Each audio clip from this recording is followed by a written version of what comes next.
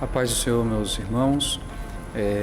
Estamos aqui neste rico privilégio de participarmos da nossa Escola Bíblica Dominical e nessa oportunidade de a gente, como é de costume, compartilhar com os irmãos antes da Escola Bíblica um pouco do resumo da nossa revista que será estudada no nosso próximo domingo. A gente está trabalhando no livro de Josué e dando continuidade ao estudo de Josué, chegamos na lição de número 5, onde vamos aprender um pouco sobre a confirmação do concerto de Deus. Então eu gostaria que o irmão, a irmã, que seja ali participante da Escola Dominical e que não seja participante, procure estar presente na Escola Bíblica Dominical, estar presente na sua igreja, participando conosco no nosso canal do YouTube, ADMP TV, e participe, compartilhe esses vídeos e que os professores que fizer parte desse trabalho, que faz parte da obra do Senhor e que lecionam a palavra de Deus, possam junto conosco agregar e contribuir com este trabalho, não só orando, mas participando e compartilhando desses vídeos, para que a palavra do Senhor chegue ao maior número de corações. Nós temos, portanto, na lição de número 5, estudando sobre o livro de Josué, o tempo de conquistas, nós vamos dar continuidade, hoje chegando no capítulo 5, trabalhando bem como Deus, de maneira linda e maravilhosa e extraordinária, trabalhou naquele povo. Nós estudamos na lição de número 1 a respeito da visão macro e geral, do panorama do livro de Josué. Aquele tempo de conquista, Josué levantando como líder, sucessor de Moisés, onde a gente pôde ali aprender, na primeira aula, uma visão macro de como, do início ao fim do livro, como Deus agiu de maneira extraordinária no meio daquele povo, abrindo ali um novo tempo para o povo de Israel, o povo de Deus. Diferente do livro de Números, nós já vimos isso em aulas anteriores, o livro de Números vai falar da dificuldade daquele povo, de um livro que conta uma tristeza, porque ele vai dizer que aquele povo, não crendo, não confiando em Deus, postergou, eles atrasaram a entrada na Terra Prometida. Portanto, Deus permitiu que eles ficassem no deserto mais tempo, durante 40 anos. E o livro de Números, ele traz esse registro triste, né, de dificuldade daquele povo. Já o livro de Josué vai falar de vitória, vai falar de conquista, vai falar da entrada do povo na Terra Prometida. Então, estamos estudando esse livro, que é uma bênção para nós nos dias de hoje, onde temos aqui a oportunidade, nessa jornada para Canaã Celeste, para Jerusalém Celeste, para a nossa terra prometida, para o nosso destino, que não é nesta terra. Nosso destino é uma jornada espiritual para juntos chegarmos até o nosso Pai, o Pai Celeste que nos aguarda, que preparou para nós a morada celeste, e estamos trabalhando e atuando e perseverando para chegar lá. Então, nessa nossa jornada aqui na Terra e nessa jornada espiritual, também passamos por dificuldade e enfrentamos lutas. E o livro de Josué, para nós cristãos, vem nos trazer grandes lições de encorajamento, palavra de apoio, de ânimo, de força e perseverança para chegarmos na tão esperada Terra Prometida. Então, na segunda revista desse trimestre, na segunda aula, nós vimos sobre o chamado de Josué. Na terceira aula, Josué preparando o povo para aquele momento da posse, preparando o povo, chamando o povo para se preparar com alimento, né, com a sua vida em santidade, se preparando para eles se moverem de lugar, já se aproximando um pouco mais, cerca de 17 quilômetros ali, antes de chegar em Canaã. Já começaram a se mover. E aí, na lição de número 4, nós estudamos o primeiro grande obstáculo que eles enfrentaram. Já andando ali, avançando um pouco mais, eles se deparam com o Rio Jordão. E assim como durante o período de Moisés, na caminhada lá no deserto, quando Moisés retira o grande líder Moisés, o resgatador, o libertador, usado por Deus, tira o povo do Egito e inicia-se ali o êxodo, né? E está diante do Mar Vermelho, diante deles um grande obstáculo, e um obstáculo natural, da natureza, né? Uma permissão divina. Atrás vem ali Faraó e o seu exército, e ali Moisés está diante daquele grande obstáculo, e Deus usa de maneira maravilhosa Moisés para falar com o povo e anunciar ao povo o grande livramento que Deus daria. Nós sabemos, irmãos, pela palavra, que Deus, ele trabalha no coração de Faraó, ele endurece o coração de Faraó para que Faraó persiga o povo, para que Faraó vá atrás do povo, para mostrar mais uma vez àquele povo o quanto Deus é poderoso, o quanto Deus é maravilhoso, o quanto Deus livrou o povo com um braço forte. Então Deus quis mostrar duas coisas: que Deus era com o povo e Deus estava com Moisés, o líder. Mostrando aqui, né, a importância da liderança e mostrar ao povo que o povo deveria seguir Moisés. E diz o texto da palavra de Deus, a gente vai ver isso, capítulo 14 do livro de Êxodo, quando Moisés, ele anuncia ao povo, Moisés, ele avança com o povo, e Moisés, no final do capítulo, vai dizer que o povo reconheceu que Deus estava com eles, e ao olhar lá do outro lado da praia, lá do outro lado do mar, lá nas margens do Mar Vermelho, aqueles corpos mortos, né, do exército de Faraó, o povo entendeu ali, de fato, não só o milagre de passar a pés enxutos no Mar Vermelho, ultrapassar aquele grande obstáculo, como também a morte daqueles que os aprisionavam. Então, nós temos a história se repetindo. Agora, 40 anos mais tarde, nós vemos a história se repetir na vida de Josué, de novo com dois propósitos: mostrar ao povo que Deus estava agora diante daquele obstáculo, um Deus poderoso para dizer ao povo e para mostrar ao povo, para evidenciar ao povo que o Deus vivo estava com eles. E a gente vai ver isso no registro de Josué capítulo 3. E toda aquela circunstância, o povo, ao perceber que Deus foi com eles, e muitos irmãos cresceram e viveram, nasceram de repente no deserto, né? Porque nós sabemos que lá em Números 13, 14, como já falamos aqui, parte daquele povo ficou no deserto. Uma nova geração estava ali. E aí essa nova geração agora, ela também experimentou o que aquela primeira geração experimentou. Ela também viu, ela foi testemunha ocular, ela participou, ela teve, portanto, o privilégio de fortalecer sua fé. De modo que, ao enxergar os feitos do Senhor, enxergar o grande milagre do Senhor, a sua fé, o seu encorajamento, a sua confiança em Deus é fortificada. E assim foi com aquele povo. E Deus, mais uma vez, ao repetir a história, dá àquele povo razão, motivo para aquele povo crer que Deus estava no meio deles e que Deus estava com Josué.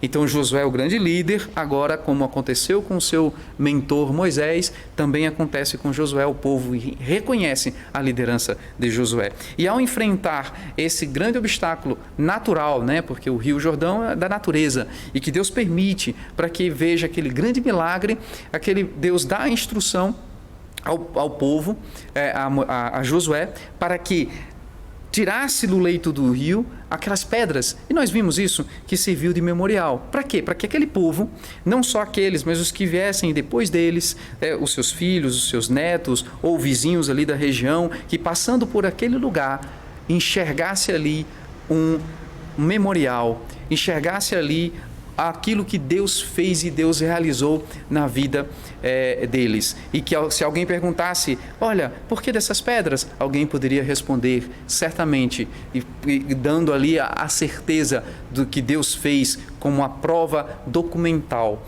um registro documentado daquilo que Deus fez com aquele povo. E assim sucedeu, e agora chegamos no capítulo 5. Essa parte do memorial está descrita no capítulo 4 de Josué. Então passamos aqui uma revisão rápida, desde o primeiro capítulo, falando do chamado de Josué, capítulo 2, os preparativos, né, de Josué convocando o povo, capítulo 3, o grande desafio do Rio Jordão, a travessia do Rio Jordão, de forma maravilhosa como Deus agiu, capítulo 4, um registro um memorial ali, aquela prova documental de que Deus esteve, Deus fez esse grande milagre na vida daquele povo. E chegamos então no capítulo 5. Nós temos aqui, portanto, a lição de número 5, confirmando o concerto, o chamado. Ao passar o Jordão, eles estão agora num local chamado Gilgal, e nesse local, nós vamos entender um pouquinho a importância desse local para o povo hebreu. Eles ali se encontram do outro lado, já do lado do Jordão, já chegando perto de Jericó, eles têm ali a oportunidade de se reunir e festejar e a se alegrar por tão grande vitória que foi passar o Rio Jordão e saber que eles já estão com os pés de posse, né? Chegando ali na terra tão sonhada, a terra prometida. Nós temos como texto de ouro, o texto do dia, Atos capítulo 7, verso 39, que nos diz: ao qual nossos pais não quiseram obedecer, antes o rejeitaram, e em seu coração se tornaram ao Egito. Meus irmãos, apesar de toda essa manifestação do Senhor, com braço forte tirando o povo do Egito, e eles vendo tudo aquilo, o livramento, as bênçãos, a proteção no deserto, o alimento, a orientação de Deus ao guiá-los como nuvem, ao guiá-los como a coluna de fogo à noite, que não só iluminava, como aquecia, como orientava por onde eles deviam ir, parar onde deveriam parar, seguir quando devesse seguir. Então Deus mostrou e provou para eles, um povo que estava no deserto sem alimento, com escassez de comida, de água, sedentos, mas Deus proporcionou o necessário para eles sobreviverem. Nós tiramos grandes lições da história do povo de Israel para as nossas vidas no dia de hoje, porque o deserto para eles foi uma grande escola, e nós temos as nossas escolas nos dias de hoje. Nós também passamos por desertos na vida em que o Senhor nos leva ou permite que passemos por lá para aprender algo e fazer crescer e mostrar que dependemos tão somente dele e que é ele o provedor dos nossos mais básicos recursos da vida, vem dele. E aí o Senhor, ele fez todo aquele, restaura, traz o povo, tira debaixo da escravidão e servidão do Egito, e agora o povo está no deserto. Só que esse povo, ele murmura, ele reclama, vez ou outra alguém levanta no meio do povo e diz: trouxeste-nos para cá, Moisés, para morrer no deserto, sem fome? Estávamos escravos, sim, mas tínhamos o que comer lá no Egito. E trouxeste-nos aqui para morrer? Olha, veja, mais uma vez o povo de memória tão curta, enxergando o agir de Deus, vivenciando eles, a experiência real do que Deus estava fazendo com eles, e mesmo assim, de repente parece que esquece do que Deus faz. Agora este povo, tão perto, aproximadamente 2 anos, um ano que eles tinham saído do Egito, Moisés ele manda que um representante de cada tribo, os 12 espias, vá lá até aquele povo. E nós lemos isso em Números 13 e 14. Quando os irmãos conhecem bem a história, quando eles voltam com o relatório daquela visita que eles foram, eles espiaram a terra, eles viram a terra e viram que a terra era boa, mas viram a dificuldade de chegar e tomar posse daquilo que já era deles por direito, aquilo que já era prometido a eles desde Abraão. E eles ficaram temendo, temorosos em relação àquele povo, as dificuldades, os gigantes, e se viram tão pequenos para conquistar. Mas levanta um jovem, que estava no meio deles, Calebe e Josué, que viram e creram. E Calebe diz: olha, nós podemos sim, porque Deus está conosco, a gente pode chegar lá. Qual o resultado disso, irmãos? O resultado disso é que aquele povo que murmuraram, aquele povo que não reconheceu a soberania de Deus, o braço forte de Deus, apesar de todas as evidências, aquele povo que não viu, que não reconheceu, que não acreditou, que não levou a sério a promessa de Deus, ficou no deserto. Não chegou à terra tão sonhada, a terra prometida. Mas agora nós estamos diante de um momento em que uma nova geração, depois de 40 anos, 39 anos, 38 para 39 anos, esse povo continua ali rodando no deserto, dando voltas, até que esse povo chega à tão sonhada terra prometida. Moisés já morto e Josué assumindo. Quando esse povo já ultrapassado, e aí alguns dizem que algo em torno de 2 milhões de pessoas, de 1 milhão a 2 milhões de pessoas, né? Alguém chega até a ousar em dizer 3 milhões, mas nós ficamos com a palavra que diz de que somente homens, era mais de 600 mil homens, tirando mulheres e crianças. Então, entendemos aqui que somando as famílias, cerca de 2 milhões era provável, de 1 a 2 milhões de pessoas. E agora esse povo que está ali, motivados pela passagem do Jordão, motivados por enxergar o milagre, e esse povo que parte deles não viram a travessia do Mar Vermelho, agora tiveram a oportunidade de vivenciar e viver a travessia do Rio Jordão. O que Deus tem na sua vida como promessa? Tenha certeza que ao chegar perto da sua promessa, Deus há de fazer grandes coisas para que a glória dele seja manifestada na sua vida. E por mais que surja obstáculo, e é sempre assim, né, irmãos? Quando a gente está tão perto de alcançar a nossa bênção, surge um grande obstáculo, mas diante de um grande obstáculo, uma grande luta, uma grande provação, nós vemos a grande vitória do Senhor, os grandes feitos do Senhor, a mão poderosa do Senhor, a manifestação miraculosa do nosso Senhor. Ele faz milagres e esse Deus, ele aproveita das impossibilidades humanas para manifestar a sua glória. Então creia nisso. Não sei qual Jordão você precisa passar, mas creia que você tem diante de você um Deus, que a presença dele como a arca do concerto, da aliança, seguiu aquele povo, diante daquele povo, e a presença de Deus foi a razão deles vencerem, é a presença de Deus na sua vida que te faz vitorioso, vitoriosa. Então, nós temos aqui o registro de que esse povo agora, já feliz, alegre, encorajados, porque tiveram ali a manifestação de Deus, a vitória tão clara, Deus, para trazer mais alegria ao seu coração, Deus permite que eles, mais uma vez, reafirmem o concerto com Deus. Como? E é o texto que nós estamos vendo no capítulo 5, quando Josué, ele pega a parte do povo que estava agora no meio deles, que nasceram no deserto, que cresceram no deserto durante esses 38 anos e que agora está ali se alegrando e está ali acampado em Gilgal, Deus pede para que Josué faça faca com pedras e de pedras afiadas ele corta o prepúcio dos homens. Por que esse corte? Por que esse sacrifício? Por que desse sinal? Nós vamos entender isso quando a gente volta um pouco no tempo e vemos o chamado de Abraão, quando Deus chama Abraão. E Deus, ele mostra a Abraão o quanto ele seria uma bênção, não só ele, a família, mas todas as famílias da terra seriam abençoadas em Abraão. Abraão, antes de ser Abraão, que era Abrão, Deus fala com ele e pede a ele que ele se sacrifique na própria carne, que é o sinal da circuncisão. Cortando ali a circuncisão, os irmãos sabem que é cortar o prepúcio do pênis, do órgão sexual masculino, né, que é o pênis. E aí, cortando o prepúcio, você tem ali um sinal físico, não apenas um ritual religioso ou de saúde ou civil, mas para Deus, um símbolo de separação desta terra.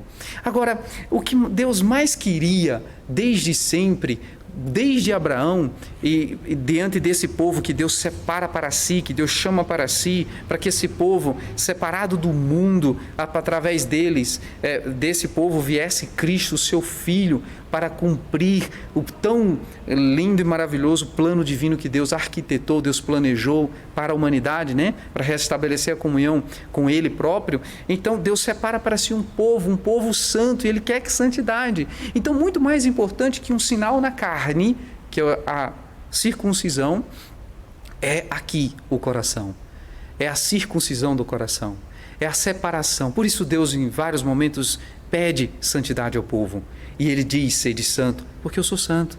E ele quer sim a santidade, mas aquele aquela marca na carne. E a gente vai ver isso no texto, o nosso comentarista, pastor Reinaldo, quando traz aqui no texto da lição, ele divide os tópicos aqui em a aceitação do pacto de Abraão, uma marca de Deus e uma marca que era um pré-requisito para ser guerreiro. Ora, essa marca física do corpo físico tem um símbolo muito maior na vida espiritual do que na vida física. É uma marca que, olhando Deus para o homem, porque imagine que um órgão íntimo, a genitália masculina, ela está revestida com roupas, não vai sair mostrando para as pessoas, mas Deus, olhando do céu, enxerga: esse pertence a mim, esse pertence a mim, esse é separado e escolhido. E esse trato para com este povo, ele segue até os dias de hoje, né? O povo hebreu, o povo judeu, e hoje é uma prática comum nos judeus e nos muçulmanos, né? Você ter ali a criança, ainda na sua pequena, na tenra idade, ter ali, até porque a cicatrização e o processo de restauração é mais rápido, né? E tem o prepúcio cortado. Quando a gente olha, claro, para Abraão ele tinha 99 anos quando teve, né, o corte, né, já de idade avançada, acima dos 90 anos, já era adulto, assim como outros homens na Bíblia, e esses que agora liderados por Josué e que passaram o Rio Jordão e que estão em Gilgal, muitos deles adultos, e agora tiveram esse pacto reafirmado. E Josué, diz o texto bíblico, né, capítulo 5, ele cria pedras, facas de pedra, né, embora ele estivesse ali acabando a idade do bronze, abrindo as portas para a idade do ferro, embora tivesse armamentos ou materiais feitos de bronze, ele segue a tradição de usar a pedra, e ao usar a pedra afiada, corta-se o prepúcio daqueles homens. Agora, o homem, né, imagina a pessoa já adulto, porque quando criança, ou no 8º dia, uma criança sendo circuncidada, ela já cresce habituada e se acostumando, né? O corpo se adapta a isso. Agora imagina um homem na fase adulta que não estava habituado com isso e ter ali esse corte no seu corpo. Isso trouxe um certo desconforto até se adaptar, até se ajustar, mas foi necessário para restabelecer esse pacto, essa aliança. Meus irmãos, muito mais importante, de novo repito, do que a marca na carne, é a marca no coração. De que adianta muitos desses homens circuncidados, né, e tendo a marca que Deus esperava deles, mas no coração não tinha a marca e ficaram no deserto. Muitos daqueles homens que saíram do Egito, mesmo respeitando a regra da circuncisão, ficaram para trás. Agora nós estamos vendo aqui essa alegria, esse entusiasmo do povo, e aí Deus pede esse ato, voltando às alianças e tirando do meio daquele povo, por algum motivo, ainda resquício, né? Quando pede para o povo se santificar antes da travessia do Jordão, Deus está mais uma vez fortalecendo e dizendo para aquele povo que quer deles santidade, quer deles uma marca, quer deles uma separação, e que eles sigam os propósitos do Senhor.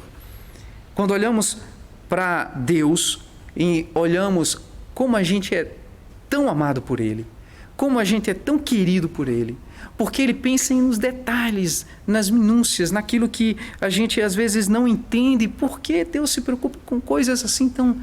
Deus é soberano, é poderoso, Ele poderia simplesmente fazer, mas Ele vai montando a história do povo de Israel, pedacinho por pedacinho da história, e fazendo com que aquele povo se ajustasse, se adaptasse por força própria, por desejo, porque foi o que Deus sempre quis, que aquele povo o amasse. O amor de Deus nunca mudou por aquele povo. O amor pela humanidade, o amor por nós, nunca mudou. Desde o princípio, lá muito antes da fundação do mundo, quando em Cristo já se estava estabelecido o plano de salvação. Quando Deus já sabia, né, de que lá na frente Ele enviaria seu Filho, e por amar o mundo de tal maneira, de uma maneira extraordinária, Ele manda o Filho. E aí a gente estuda a história de Israel como sendo a nação de onde viria o nosso Senhor Salvador Jesus Cristo. Esse episódio que nós estamos estudando, cerca de 1400, 1500 anos antes de Cristo, tudo isso acontece para que lá na frente esse Cristo venha. E a gente vai também ver aqui como Deus é detalhista nesse aspecto? Porque a Bíblia registra um episódio no Êxodo capítulo 4, quando Deus requer de Moisés. Deus requer de Moisés porque o seu filho, ele não tinha sido circuncidado ainda. E a sua esposa, Zípora, vendo que Deus estava indo ao encontro dele para matar, para a morte, ela corre e diz o texto que ela corta o prepúcio do seu filho e Deus, o Senhor, se afasta e deixa que eles, por conta da circuncisão, deixa que ele fique vivo. Alguns dizem que era a morte de Moisés, outros defendem que era a morte do filho, dependendo da tradução do original, enfim. Mas o importante é, Deus estava requerendo de Moisés, o líder, aquele homem que estava sendo levantado para ser líder, que ele não poderia fazer de qualquer maneira. Que na família dele também o pacto tinha que ser preservado. Essa aliança, esse concerto, esse pacto, ele é importante. É importante que nós, ao seguirmos este Deus, reconheça o que ele quer de mim, o que ele exige de mim. Que sigamos, que obedeçamos, que amemos, que reconheçamos ele em nossas vidas, que a gente tenha hoje não temos mais essa necessidade de sermos circuncidados, os homens, né? Não temos essa necessidade de esse sacrifício, esse procedimento, mas temos sim em nosso coração que sermos circuncidados aqui dentro, como Paulo vai nos ensinar em Romanos. Que a gente aprenda amando a Deus, sacrificando a Ele, e temos nossas mentes, nossos lábios e nosso coração circuncidados, separados para Ele, e que a gente possa, que Ele ao olhar do céu e ver em nós a marca do Evangelho, a marca da transformação que Jesus causa no homem, a marca de Cristo em nós. E isso, para a honra e glória dEle, não merecíamos nada, mas Ele nos alcançou. Então, para ser um guerreiro, também era necessário que tivesse essa marca de ser um circuncidado. Nós temos aqui um ponto importante, que Deus não queria somente a circuncisão do prepúcio, como nós já falamos, mas do coração. Isso é um ponto importante que a gente deva trazer para os dias de hoje. Não só naquele povo que Deus queria o coração deles, mas até o dia de hoje, Deus almeja a relação restabelecida com você, mas de uma maneira genuína, um relacionamento verdadeiro, né? Nós temos então aqui no próximo ponto, quando este povo que também viveu, né, a parte desse povo que esteve no Egito e que saiu, outro grande feito, outro grande marco na história do povo de Israel é a Páscoa, a celebração da Páscoa. Os irmãos lembram que lá em Êxodo capítulo 12, durante todo o capítulo, a gente discorre indo lá, é um capítulo importantíssimo na história, para entender a história do povo de Israel, é um capítulo que tem todo se estudarmos aquele capítulo versículo a versículo, são acho que mais de 50 versículos, se estudarmos ali versículos, vamos ver o quão importante é aquele texto, né, quando Moisés recebe a instrução de como seria, de como deveria ser a celebração dessa Páscoa, né? Nós lembramos que a última praga que Deus envia ao Egito é a morte dos primogênitos. Mas aquele povo deveria separar, o povo do Senhor deveria separar para cada família um cordeiro, um animal, sem mancha, sem mácula. E lá traz todos os detalhes. E esse animal por cada família, alguns dizem família de até 20 pessoas, 15 pessoas, né? Os estudiosos se esmeram a entender esses detalhes, mas o importante é que Deus pede, né, que se reúnam. E se você não está sozinho, se agrupe em grupos menores e que compartilhe daquele animal. E o sangue daquele animal deveria ser aspergido, passado nos umbrais das portas. Nós conhecemos a história, né? E quando viesse o anjo que tiraria a vida dos primogênitos do Egito, a quem tivesse com a marca do sangue seria livre daquele mal, né, da morte. Agora, isso já prenunciava Cristo. Aquele cordeiro já era a figura de Cristo, que mais tarde, o cordeiro que foi imolado por nós de forma permanente e que teve seu sangue derramado na cruz por mim e pela sua vida. Nós vemos isso. Então, esse momento, essa passagem, esse momento em que aquele povo passa naquela situação de escravo, mas libertos e livres da morte, daquele momento do sanguinário da morte dos primogênitos, através do sangue daquele animal, daquele do cordeiro. Isso ficou um símbolo marcado, 10º dia de Abib, onde eles separariam no 14º dia. Nós conhecemos ali a história, e isso se repete mais uma vez lá em Números capítulo 9, quando a gente vai ver que Moisés ele chama o povo mais uma vez para celebrar a Páscoa, para celebrar essa libertação do povo, para celebrar o quanto Deus foi mais uma vez poderoso, livrando-os da morte, não só da morte dos primogênitos, mas livrando-os da servidão do povo do Egito. E agora, 38 anos mais tarde, cerca de 38, 39 anos, aquele povo agora está do outro lado do Jordão. E aquele povo está reunido. E além da circuncisão daqueles que não tinham sido circuncidados ainda, Deus permite que a celebração da Páscoa acontecesse novamente. Que bênção! Deus permite que por um período, como diz o comentarista da nossa lição, de 39 anos, não foi exigido deles a celebração da Páscoa. Até porque eu imagino que Deus não iria querer dar um povo que murmura, um povo que se revolta, um povo que não está diante daquilo que Deus queria para aquele povo. Então Deus não exige deles nem a circuncisão, nem a celebração da Páscoa.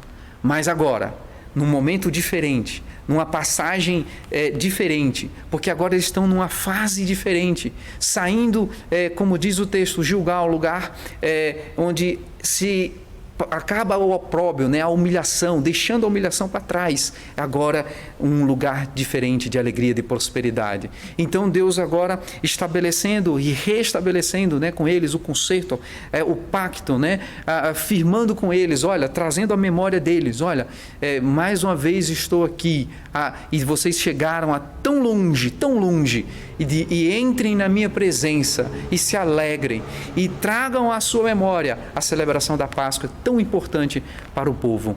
Então, ao trazer de volta a circuncisão e ao trazer de volta a celebração da Páscoa, matando ali aquele animalzinho e participando ali as famílias e celebrando a Páscoa do Senhor, eles estavam reafirmando, revivendo e trazendo de volta a memória e trazendo viva esse pacto de Deus para com eles.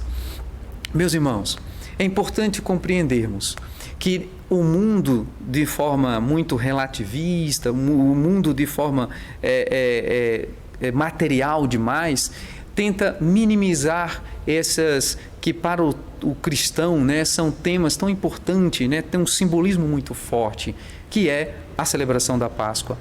Principalmente para o povo de Deus, mas para nós também, que nós entendemos biblicamente a importância da Páscoa, o livramento, a libertação, a importância que isso tem. Mas infelizmente o mundo mostra isso de uma forma, ou tenta esconder o verdadeiro sentido, e traz ali uma figura de um animalzinho que é o coelhinho da Páscoa, e tenta esconder isso e traz como uma data comercial, onde se vende muito chocolate, nós sabemos disso, mas nós cristãos que andamos e conhecemos a palavra de Deus e andamos através dela, nós sabemos que a Páscoa tem um símbolo muito forte. Nós que hoje participamos do corpo e do sangue de Cristo através de uma de suas ordenanças, que é o batismo. Ao sermos batizados nas águas, temos acesso ao corpo, participantes, membros do corpo de Cristo. E aí, uma vez ao mês, você, meu querido irmão, que faz parte do corpo de Cristo, e você que tem esse privilégio de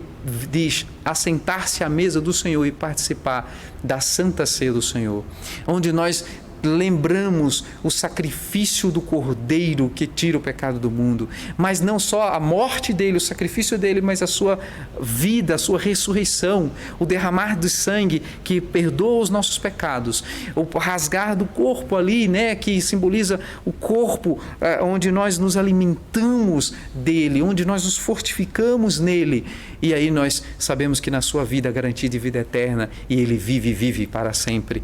Nós temos, portanto, esse marco em nossas vidas. E aí, voltando aqui para a nossa lição, esse lugar chamado Gilgal, portanto, é um lugar onde marcou a história daquele povo, porque ali eles não só se recuperaram do procedimento da circuncisão, como ali o texto não fala, o texto é claro quando mostra da escassez que o povo passou no deserto, e agora chegando ali, o texto não registra que eles passaram fome, o texto não registra que eles passaram sede.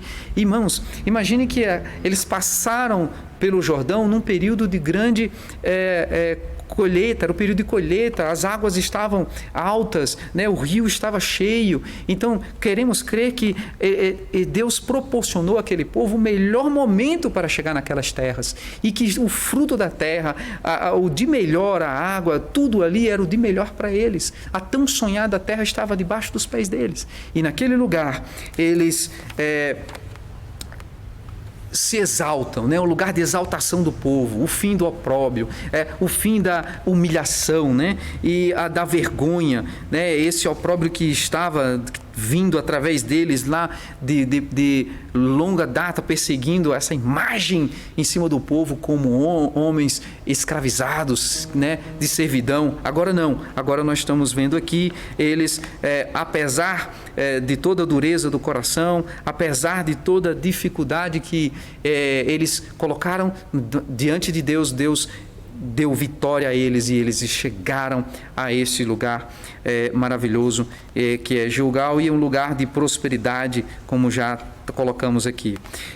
E neste lugar eles têm o privilégio de participar da Páscoa e restabelecer de novo o ato de celebração daquele que foi um marco, daquele que marca a história do povo de Israel.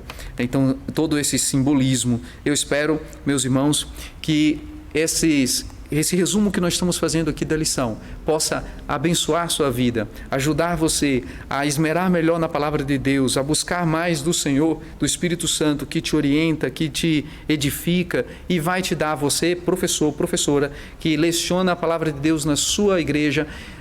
Deus vai orientar e mostrar para a tua classe o quanto Deus é maravilhoso. Todo esse resumo que a gente está falando aqui serve para nós nos dias de hoje. Por quê? Porque nós às vezes temos esse lugar chamado Gilgal. O lugar onde a nossa vergonha, algo do passado, algo que te mancha, ou algo que manchou o teu passado, mas entenda, Deus é um Deus de extraordinárias eleições. Deus levanta homens e mulheres que o mundo não dá valor, que o mundo às vezes olha e não entende, não enxerga, e diz, aquela, será? Não acredito, é ele mesmo? Pois entenda que Deus é aquele que faz eleições extraordinárias, elege pequeno para colocar no lugar alto, e separa homens e mulheres, e escreve a história novamente, e muda totalmente o contexto. Homens e mulheres que para a sociedade não teria futuro algum, mas para Deus o futuro é extraordinário, porque é Deus que opera e é Deus que faz. Então, esse lugar onde a tua vergonha, onde a tua humilhação vai ser esquecida, vai ser deixada de lado, é um lugar para celebrar, é um lugar para cultuarmos a Deus, é um lugar para levantar memorial, é um lugar para edificar um altar. E tudo isso são pontos e elementos importantes que aconteceu ali naquele lugar, né? Desde as 12 pedras erguidas que eles trouxeram do leito do Rio Jordão, cada representante da tribo trouxe ali e edificou ali aquele memorial. Esses homens marcaram aquele local. E mais à frente essa circuncisão e agora a celebração da ceia. Imagina então esses dias que eles passaram ali, o quanto foi gostoso para eles, né? E olhar para Jericó e olhar adiante, mesmo sabendo dos desafios, dos povos que eles tinham que vencer, mas eles estavam ali sendo motivados por Deus, encorajados para tomar posse daquilo que já era deles. Então, que você, meu querido irmão, minha querida irmã, ao reconhecer Deus na sua vida e entender que Deus te chamou, que Deus tem algo extraordinário em você, que Deus tem algo a ser feito na sua vida e que está fazendo, já fez muito e vai continuar fazendo, entenda que por mais difícil que sejam as circunstâncias, o Rio Jordão já ficou para trás. Gilgal é um momento de celebração e agora é tomar posse daquilo que Deus já tem separado para a sua vida. Às vezes não temos as bênçãos tão rápido, porque às vezes murmuramos, às vezes reclamamos e muitas das vezes até pensamos no Egito. Às vezes até pensamos com saudades do Egito. Que Deus nos livre disso, meu irmão. Livre você de olhar para o mundo e ter saudade das coisas do mundo. Lembre, o sangue de Cristo foi um alto preço, um sacrifício enorme. A morte, a vida que Ele deu por você. Então, não abra mão disso, não abra mão da sua salvação. Jamais valorize o que Deus te deu, valorize o sacrifício de Cristo, como Paulo falou. Você experimentou a nova vida e se entregue de maneira genuína a esse evangelho. Receba a transformação do Senhor. Deixe o passado para trás. Erga a cabeça e vá em frente. A bênção de Deus está diante de você. Tão pouco falta para você alcançar a grande vitória que você busca. Muitas das vezes não alcançamos por falha nossa ou dificuldade ou fragilidade nossa, mas o Deus a quem servimos exige de nós tão somente obediência e santidade, e o melhor desta terra está diante de nós. Creia nisso, tome posse, o Senhor seja com a tua vida, te abençoando. Abençoe você, querido professor, querido irmão, querido aluno. Se esmere em estudar a palavra de Deus e creia que Deus tem o melhor. Eu gostaria de apenas ler aqui a conclusão, encerrando aqui as nossas palavras. Na lição de número 6, Deus encontra com Josué e a história se repete, e esse texto é lindo também, quando Deus pede a Josué que tire as sandálias dos seus pés, que a terra onde pisa é santa, né? Que a história vai seguir. E você, querido professor, nós, alunos, vamos estudar e aprender um pouco mais na palavra de Deus. Então, encerramos aqui.